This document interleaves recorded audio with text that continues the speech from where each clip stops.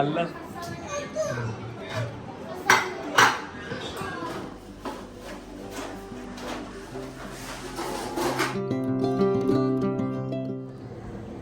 Hi dear friends, അസ്സലാമു അലൈക്കും, നമസ്കാരം. അപ്പോൾ ഇന്ന് ഒരു ഡീപ്പ് ക്ലീനിങ് വീഡിയോ ഒക്കെ അടങ്ങിയിട്ടുള്ള ഒരു വീഡിയോ ആണ്. അപ്പോൾ എല്ലാ ദിവസങ്ങളും നമ്മളിങ്ങനെ ഓരോ നനച്ചുകുളി പണിയൊക്കെ എടുക്കുന്നുണ്ട്, പക്ഷേ എന്നൊന്നും വീഡിയോ എടുക്കാൻ പറ്റില്ല. അപ്പോൾ ഇന്നത്തെ ഒരു ദിവസം ഒന്ന് ഷൂട്ട് ചെയ്യാമെന്ന് വിചാരിച്ചു. അങ്ങനെ ഇതാ ബ്രേക്ക്ഫാസ്റ്റിനുള്ള കാര്യങ്ങളൊക്കെ റെഡിയാക്കി തുടങ്ങിയിട്ടുണ്ട്.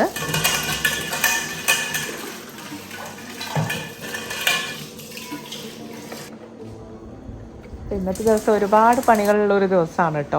അതിൻ്റെ കൂടെ തന്നെ ഒരു യാത്ര പോകാനുമുണ്ട്, കോഴിക്കോട് പോകാനുണ്ട്, എൻ്റെ ബ്രദറിൻ്റെ വീട്ടിലേക്ക് പോകാനാണ്. അപ്പം വേഗത്തിൽ തന്നെ ബ്രേക്ക്ഫാസ്റ്റ് പെട്ടെന്നാവണതാക്കാമെന്ന് വിചാരിച്ചിട്ട് അങ്ങനെ ഇഡലിക്ക് തലേ ദിവസം തന്നെ അരച്ച് വെച്ചതായിരുന്നു കേട്ടോ.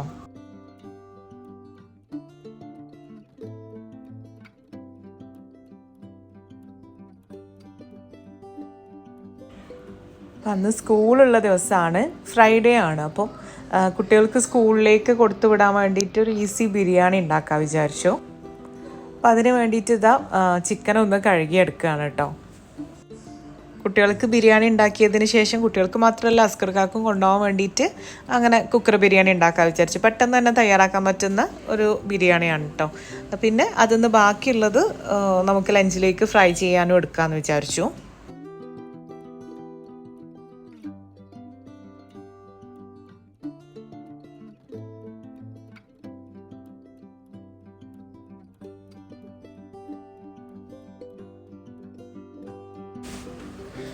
അപ്പോൾ ഇനി ഇതിനിടക്ക് നമുക്ക് ബിരിയാണി ഒന്ന് റെഡിയാക്കി എടുക്കാം. അപ്പോൾ നമ്മൾ നോർമലി ഉണ്ടാക്കുന്ന ബിരിയാണിയിലേക്ക് എടുക്കുന്ന കാര്യങ്ങളൊക്കെ തന്നെയാണ് ഈ ഒരു കുക്കർ ബിരിയാണിയിലേക്ക് എടുക്കുന്നത്. ഇപ്പോൾ സവാളയും തക്കാളിയും ഇഞ്ചിയും വെളുത്തുള്ളിയും പച്ചമുളകും അങ്ങനെയുള്ള കാര്യങ്ങളൊക്കെ എടുക്കുന്നുണ്ട്.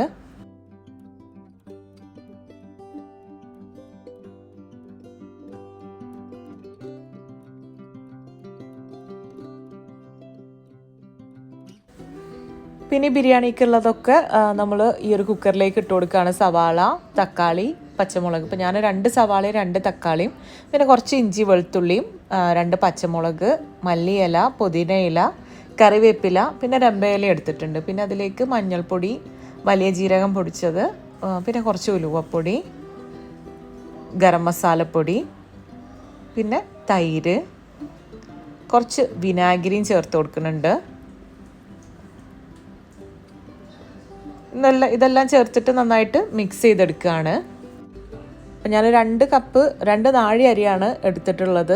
പിന്നെ ഇതിലേക്ക് ഈ മസാലയിലേക്ക് നെയ്യും വെളിച്ചെണ്ണയും ഒഴിച്ച് കൊടുക്കുന്നുണ്ട് കേട്ടോ. നമ്മൾ നോർമലി എത്രയാണോ ബിരിയാണിയിലേക്ക് നെയ്യും ഓയിലൊക്കെ എടുക്കൽ അതൊക്കെ ഇതിലേക്കും ചേർത്ത് കൊടുക്കുക. പിന്നെ നമ്മൾ കഴുകി ഡ്രെയിൻ ചെയ്ത് വെച്ചിട്ടുള്ള അരി ചേർത്ത് കൊടുത്തു. ഇനി 1 നാഴിക്ക് 1.5 നാഴി വെള്ളം എന്നുള്ള രീതിയിൽ ആവശ്യത്തിനുള്ള ഉപ്പും ചേർത്തിട്ട് വെള്ളം ഒഴിച്ച് കൊടുത്തിട്ടുണ്ട്. ഇനി ഇത് ഇളക്കാതെ അതുപോലെ ഇങ്ങനെ വെക്കുകയാണ് വേണ്ടത്. എന്നിട്ട് ഒരു വിസിലൊന്ന് വേവിച്ചെടുക്കുകയാണ് വേണ്ടത്. ഇത്രയേ ഉള്ളൂ കുക്കർ ബിരിയാണിയുടെ പണി. അപ്പോൾ ഇത് നമ്മളുടെ ബിരിയാണി ഇവിടെ റെഡി ആയിട്ടുണ്ട്. പിന്നെ കുട്ടികൾക്കുള്ള ലഞ്ച് ബോക്സ് റെഡി ആക്കട്ടെ. ഇപ്പോൾ റൈസ് മുകളിൽ നിന്ന് ആദ്യം കുറച്ച് മാറ്റിയിട്ട് അടിയിൽ ചിക്കൻ കിട്ടാൻ വേണ്ടിയിട്ട് മസാലയൊക്കെ കിട്ടാൻ വേണ്ടിയിട്ട് ഒന്ന് മാറ്റിയിട്ടുണ്ടായിരുന്നു കേട്ടോ. ഇല്ലെങ്കിൽ ഒന്നിച്ച് വലിയൊരു ബൗളിലേക്ക് തട്ടിയിട്ട് മിക്സ് ചെയ്തെടുത്താൽ മതി. അപ്പോൾ ഈ ഒരു ബിരിയാണി വെക്കുമ്പോൾ നമ്മൾ അധികം ക്വാണ്ടിറ്റി വെച്ച് കഴിഞ്ഞാൽ ഇത്രയും ഒരു പെർഫെക്റ്റ് ആയിട്ട് കിട്ടൂല. ഇതിപ്പം 2 നാഴി നല്ല പെർഫെക്റ്റ് ആയിട്ടുള്ള ഒരളവായിരുന്നു. ഞാനും ബ്രേക്ക്ഫാസ്റ്റ് ഒക്കെ കഴിച്ചു. ഇനി വേഗത്തിൽ കിച്ചണത്തെ പണികളൊക്കെ തീർക്കട്ടെ. നോമ്പൊക്കെ ആയി തുടങ്ങിയില്ലേ, ഓരോ ഭാഗത്തൊക്കെ ചെറുതായിട്ടൊക്കെ ക്ലീനിങ് ഒക്കെ നടത്തുന്നുണ്ട്. കുറച്ച് ചെയ്യാമെന്ന് വിചാരിച്ചു. ഒരുപാട് പേര് ക്ലീനിങ് വീഡിയോ എന്നൊക്കെ പറഞ്ഞിട്ട് മെസ്സേജ് ചെയ്യുന്നുണ്ട്. അപ്പം ഇന്ന് കുറച്ച് ഭാഗം ഞാൻ നിങ്ങൾക്കും കൂടെ കാണിക്കാൻ വിചാരിച്ചു. അപ്പം ഞാൻ പെട്ടെന്ന് തന്നെ ഇവിടുത്തെ ക്ലീനിങ്ങും കാര്യങ്ങളും കുക്കിങ്ങും ഒക്കെ തീർക്കട്ടെ.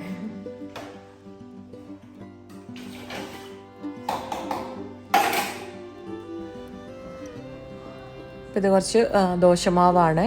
അപ്പം ഞാൻ പറഞ്ഞല്ലോ ഞാൻ കോഴിക്കോട് പോവുകയാണ്. അപ്പം ഇനി അടുത്ത ദിവസം ഉമ്മാക്കും ഉപ്പാക്കും ഉണ്ടാക്കാൻ വേണ്ടിയിട്ടുള്ള മാവും കൂടെ കരുതിയിട്ടാണ് ഉണ്ടാക്കിയിട്ടുണ്ടായിരുന്നത്. അല്ലെങ്കിൽ നമ്മൾ ഉണ്ടാക്കുമ്പോൾ കുറച്ചധികം ദോശമാവൊക്കെ ഉണ്ടാക്കാറുണ്ട്.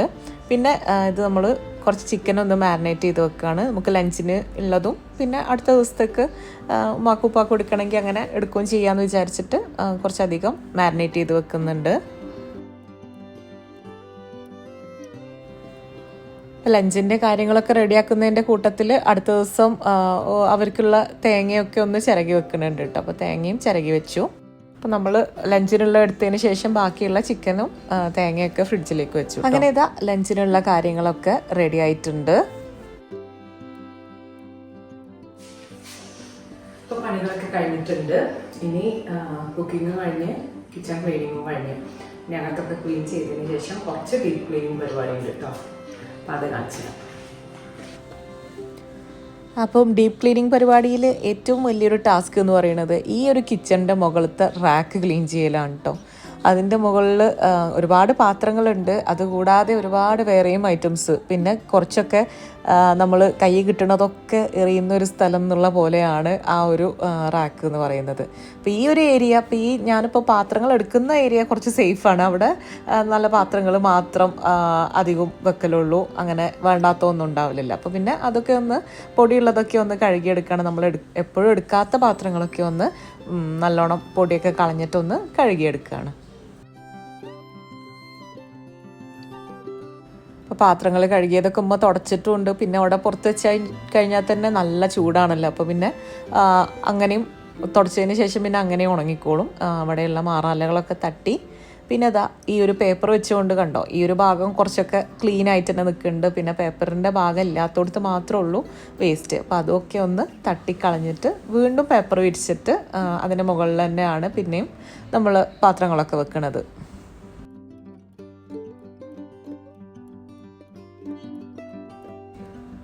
മാക്സിമം നിലത്തേക്ക് പൊടിയാക്കാതെ അങ്ങനെ ക്ലീൻ ചെയ്തെടുക്കുകയാണ്. അങ്ങനെ ഈ ഒരു ഭാഗം ക്ലീൻ ചെയ്തിട്ട് അവിടെ പേപ്പറൊക്കെ വിരിച്ചിട്ട് ഉണങ്ങിയ പാത്രങ്ങളൊക്കെ മുകളിലേക്ക് വെക്കുകയാണ്. എന്നിട്ട് പിന്നെ അപ്പുറത്തെ സൈഡ് ശരിയാക്കാമെന്ന് വിചാരിച്ചു.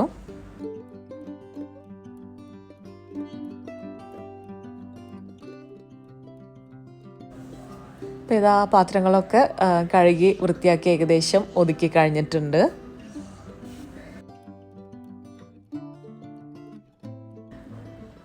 ഇനി നെക്സ്റ്റ് സെക്ഷൻ, ഇവിടെ ഇതാ കുറേ ചൂല് ഉമ്മയും ഉപ്പയും കൂടെ തെങ്ങ് പട്ട വീഴുമ്പോഴും ഇതാക്കുമ്പോഴൊക്കെ ഉണ്ടാക്കി വെക്കണ ചൂലാണ് കേട്ടോ. അപ്പം അതൊക്കെ ഒന്ന് നല്ലോണം തട്ടിക്കൊട്ടി അതിന് മുകളിലേക്ക് തന്നെ വെക്കുകയാണ്. ഇതിനിടയിൽ കുറേ വേസ്റ്റുകളൊക്കെ പുറത്തു പോയി കൊണ്ട് കളയണ്, കത്തിക്കണ്, അങ്ങനെയൊക്കെ ഓരോന്ന് കഴിഞ്ഞ് ലാസ്റ്റ് ഇതാ ഈ ഒരു സ്റ്റേജിലെത്തിയിട്ടുണ്ട്.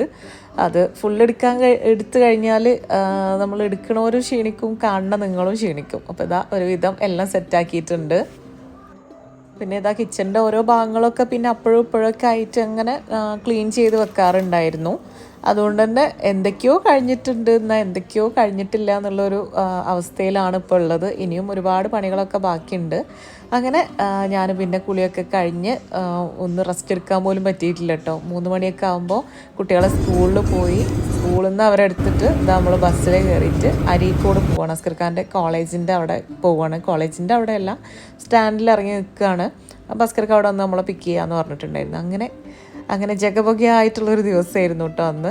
എന്നിട്ട് നമ്മളവിടെ അരീക്കോടുന്ന് കുട്ടികൾക്ക് ജ്യൂസും കാര്യങ്ങളൊക്കെ വാങ്ങിച്ചു കൊടുത്ത് അങ്ങനെ അവിടുന്ന് അങ്ങനെ കോഴിക്കോട് പോവുകയാണ് ചെയ്തത്. അപ്പം എൻ്റെ ഉമ്മയും ഉപ്പയും കാക്കയും സബീനയൊക്കെ അങ്ങനെ അങ്ങോട്ട് കാക്കാൻ്റെ ഫ്ലാറ്റിലേക്ക് വരും. ഞങ്ങളൊന്ന് വില്ലൻ്റെ അവിടെയും ഒക്കെ ഒന്ന് പോയി അതിന് ശേഷമാണ് ഇവരുടെ ഫ്ലാറ്റിലേക്ക് പോണത്. ഒരു പുതിയ ഫ്ലാറ്റിലേക്ക് മാറിയിട്ട് 1 മാസമൊക്കെ ആവാറായി. പക്ഷേ നമുക്കൊന്നും പോകാൻ പറ്റിയിട്ടില്ലായിരുന്നു കേട്ടോ. നമ്മൾ പോയിട്ടില്ല. അപ്പോൾ നമ്മൾ സമാധാനത്തിൽ എല്ലാവർക്കും ഒരുമിച്ച് പോവാതെ അങ്ങനെ പറഞ്ഞു നിന്ന് അങ്ങനെ ഇന്നത്തെ ദിവസമാണ് ഇപ്പോൾ പോയത്. ഞാൻ കാറിൽ നിന്ന് നല്ലൊരു ഉറക്കമൊക്കെ ഉറങ്ങി. നമ്മൾ ഡീപ്പ് ക്ലീനിങ് പരിപാടി കഴിഞ്ഞ് അങ്ങനെ കിടക്കൊന്നും ചെയ്യാതെ ഞാൻ ഫുഡ് കഴിച്ചിട്ട് അങ്ങനെ നേരെ പോരാണ്ട് ചെയ്തിട്ടുണ്ടായിരുന്നത്. പിന്നെ ഓട്ടോയിലും ബസ്സിലൊക്കെ ആയിട്ടാണല്ലോ വന്നത്. പിന്നെ അതിന് ശേഷം അസ്കർക്ക് നമ്മൾ എടുക്കാൻ വന്നതിന് ശേഷം പിന്നെ നല്ലോണം ഒന്ന് ഉറങ്ങിയൊക്കെ ചെയ്തു.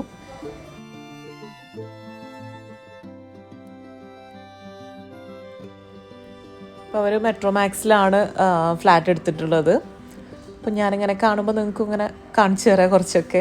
പക്ഷേ രാവിലെ കാണുമ്പോഴാണ് കേട്ടോ രസം. പുറത്തൊക്കെ കാണുമ്പം നല്ല ബാൽക്കണിയിൽ നല്ല കാറ്റും കാര്യങ്ങളൊക്കെ ഉണ്ട്. രാത്രി നല്ല കാറ്റ് കിട്ടും, പക്ഷെ രാവിലെ ആയിക്കഴിഞ്ഞാൽ നല്ല വ്യൂവും കാര്യങ്ങളൊക്കെ ഉണ്ട്.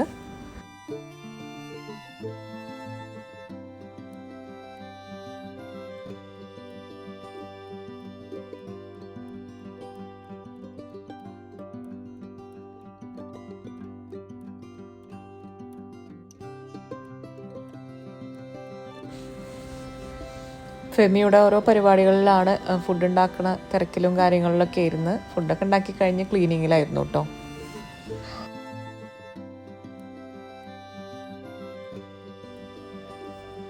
അതാ കുറച്ച് കഴിഞ്ഞപ്പം ഉമ്മയും അത് ആദിവക്കുട്ടിയൊക്കെ വന്നിട്ടുണ്ട്.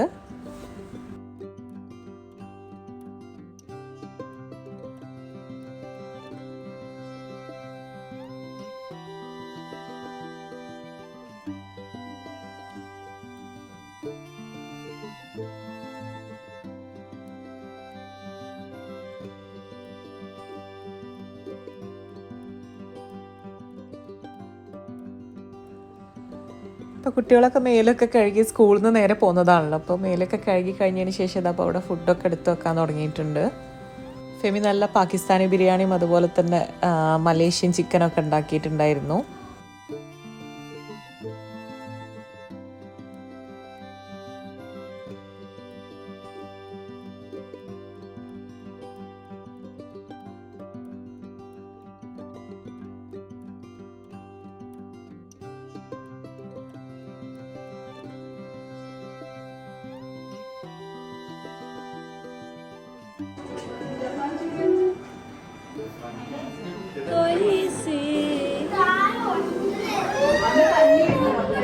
ഫുഡൊക്കെ കഴിച്ച് കഴിഞ്ഞിട്ട് പിന്നെ നല്ല പുഡിങ്ങും ഉണ്ടായിരുന്നു കേട്ടോ. പുഡിങ്ങൊക്കെ പെട്ടെന്ന് തന്നെ കാലിയായി.